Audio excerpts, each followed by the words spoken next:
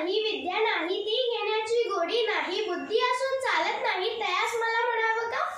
ओळखलत का? म्या सावित्री, सावित्री ज्योतिराव फुले. अवघ्या 9व्या वर्षी ज्योतिरावांसोबत माझं लग्न झालं. त्या काळी स्त्री पुरुष असा लई भेदभाव होता.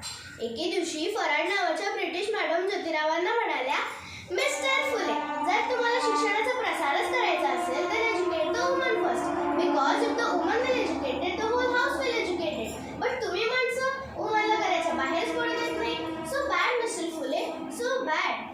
झालं तर ज्योतिरावांनी मला शिकवायला सुरुवात केली. हळूहळू आम्ही मुलींसाठी बऱ्याच शाळा काढल्या. सती प्रथा बंद केली. म्हणून म्हणते, विद्येविना मती गेली, मती विना गती गेली. विद्येविना मती गेली, मती विना गती गेली, नीती विना गती गेली. अनगतीमुळे शुद्ध खचली आणि एवढा अनर्थ एका अविद्येने केला.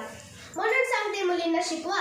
कारण एक मुलगा शिकला तर तो एकटाच शहाणा होतो. कारण एक मुलगा शिकला तर तो एकटाच शहाणा होतो. पण जर एक मुलगी शिकली ती संपूर्ण घराण्याला शहाणं करते. म्हणून सांगते, मुलींना शिकवा आणि देशाची साक्षरता वाढवा. धन्यवाद.